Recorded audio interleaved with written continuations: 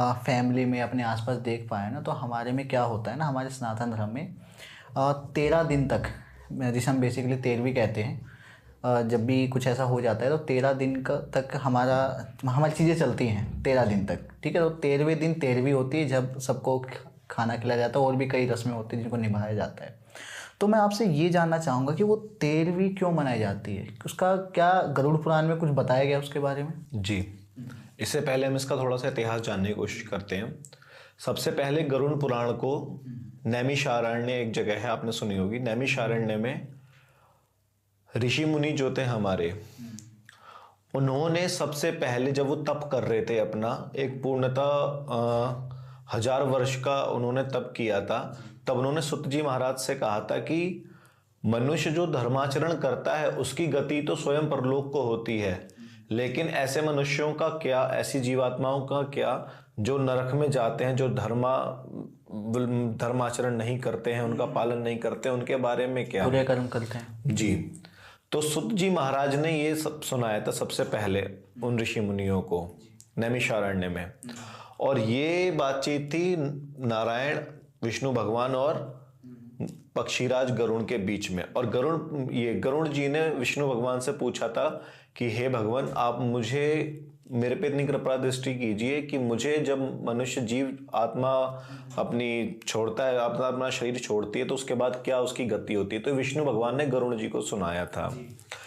इसमें जो 13 दिन का जो विधान है, जो 13वीं हमारी होती है, तो जिस समय मनुष्य अपना शरीर छोड़ता है, जीवात्मा जब अपना शरीर छोड़ता है, तो जो पापी होता है, जिसने कभी धर्म का पालन नहीं किया, कभी दान नहीं दिया, लोगों पे अत्याचार किया, जीवों की हत्या करी, ऐसे कई अनगिनत पाप बहुत सारे जो भी करता है, तो जो पापी आत्मा होती है उसकी प्राण वायु जो होती है वो गुदा मार्ग से निकलती है।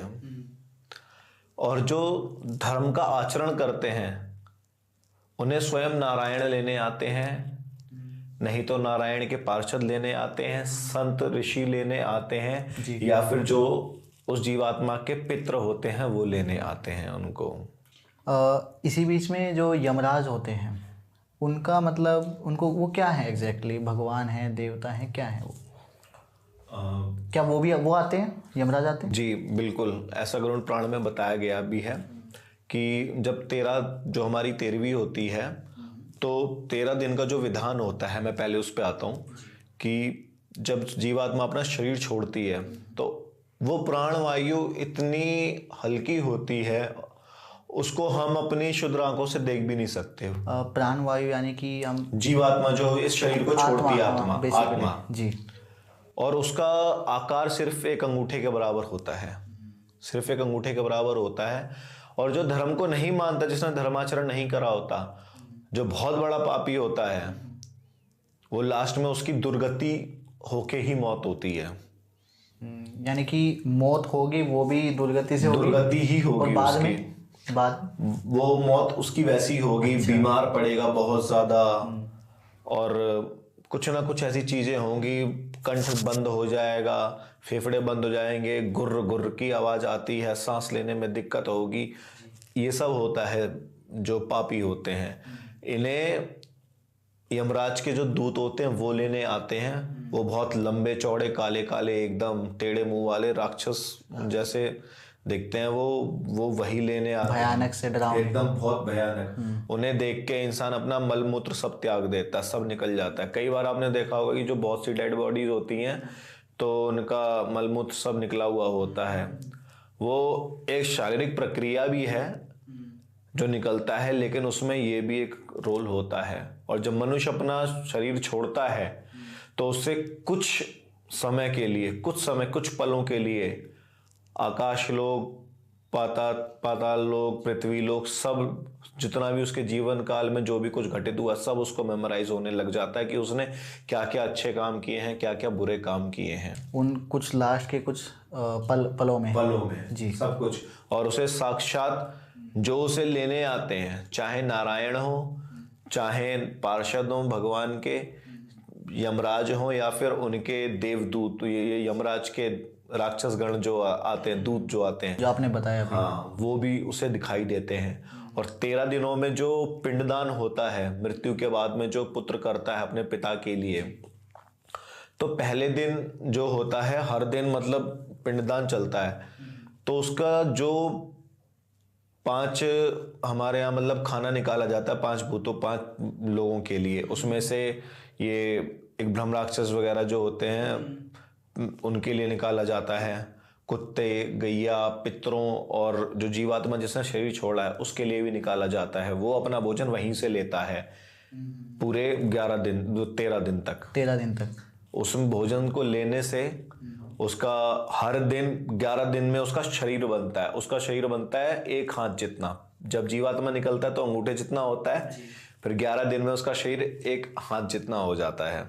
यानी कि वो जो आपका कहने का मतलब है कि पहले दिन धीरे धीरे उनका शरीर बनना स्टार्ट हो जाता है, 11 दिन में जाकर 1 हाथ जितना हो जाता है जी। तो वो जो है अपनी मतलब फैमिली मेंबर्स जो हैं या अपना घर है वहीं पे अपने आसपास रहता है जी। अच्छा, वहीं पे रहता है। और एक और चीज़ कि जो शरीर बन रहा होता है वो शरीर किस लिए बन रहा है, कि वो अगले जन्म के लिए बन रहा है या फिर इसका कोई और रीज़न है?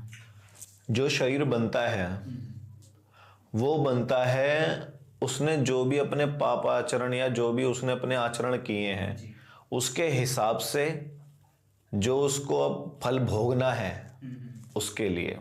अच्छा, मतलब जो वो कहते हैं ना कि पाप की सज़ा मिलेगी, तो सज़ा उस शरीर को दी जाएगी जो बना है। बिल्कुल। और वो जिस शरीर से निकला होता है, वो जैसा दिख रहा होता है वही वो शरीर धारण करता है। वो दिखता शरीर वैसा ही है। 1 हाथ का होता है। हाँ, 1 हाथ का होता है। पहले उसका सर बनता है, फिर छाती बनती है, हाथ बनते हैं, पेट बनता है, कमर बनती है, जांग बनती है, और फिर उसका ये उसमें थोड़ी सी जान भी आती है। फिर 12वें दिन उसको जो दूत होते हैं, यमदूत जो होते हैं, वो उसको जो पाप आचरण करता है उसको एक बंदर की भांति उसके गले में सांगर पड़ी हुई होती है। जिस तरीके से मदारी बंदर को पकड़ के नचाता है वैसे ही लाता है, वो वैसे ही अपना भोजन लेता है। वहाँ पे बैठ के वो 11 दिन तक, वो 13 दिन तक अपने जहाँ रह रहा होता है वो वहीं पे भटकता रहता है अपने परिवारजनों के आसपास। कई बार हमने और आपने सुना भी होगा कि कोई गुजर जाता है तो कई बार ऐसा होता है कि किसी को दिखाई भी देते हैं। ऐसा सुना है, और कई बार ना कुछ इशारे भी मिलते हैं कि वो यहीं कहीं आसपास है। वो यहीं कहीं है। देखिए, जब जीवात्मा शरीर छोड़ता है ना, जब वो अपना शरीर छोड़ता है तो कुछ समय के लिए वो एक पूरी यात्रा यमलोक की सूक्ष्म तरीके से करके आ जाता है। एक ओवरव्यू लेके आता है। वो एक ओवरव्यू लेकर आ जाता है, फिर अपने लोगों के बीच में 13 दिन तक वो वहीं रहता है। 13 दिन तक जब 13वीं हो जाती फिर उसके बाद में वो आगे की यात्रा करता है। इसमें 18वें दिन वो जाता है, सौम्यपुर नामक एक पुरी है। पूरी वो कोई जगह है? 16 पुरी हैं, या यमलोक की जो है 16 पुरी हैं। उसमें ये दूसरा लोक है, यमलोक की बात करें, भूलोक नहीं, यमलोक में ही 16 तरीके की पुरी हैं, 16 तरीके के नगर हैं हमने कहे तो हर नगर में वो स्टेज वाइज जाता रहता है। सबसे पहले वो सौम्यपुर में पहुंचता है, तो यहाँ से फिर उसकी यात्रा चालू होती है। जो मतलब अगर अच्छे कर्म किए तो जो भी उसकी अच्छी यात्रा होती है, बुरे कर्म किए तो जो मतलब उनको सज़ा दी जाएगी उसकी यात्रा वहाँ से स्टार्ट हो जाती है।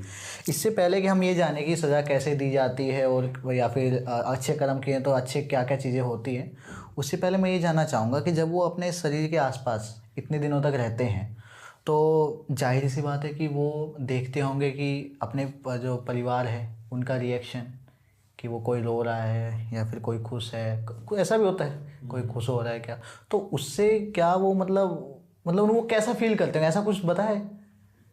वो कैसा फील करते हैं वो जब देख रहे हैं या मेरे फैमिली वाले, मतलब मैं यहाँ लेटा हुआ हूँ उनको दिखाई दे रहा साफ, और मेरे फैमिली वाले मतलब रो रहे हैं, बिलख रहे हैं, तो उनकी फीलिंग क्या होती है, क्या सोचते हैं उस टाइम? हमारी तरह सोचते हैं? देखिए, गरुड़ पुराण में ये लिखा हुआ भी है कि जब जीवात्मा अपना शरीर छोड़ता है तो उसे रोना नहीं चाहिए, विलाप नहीं करना चाहिए उसके परिवारजनों को, लेकिन फिर भी करते हैं। एक इमोशनल अटैचमेंट होता है, करते हैं।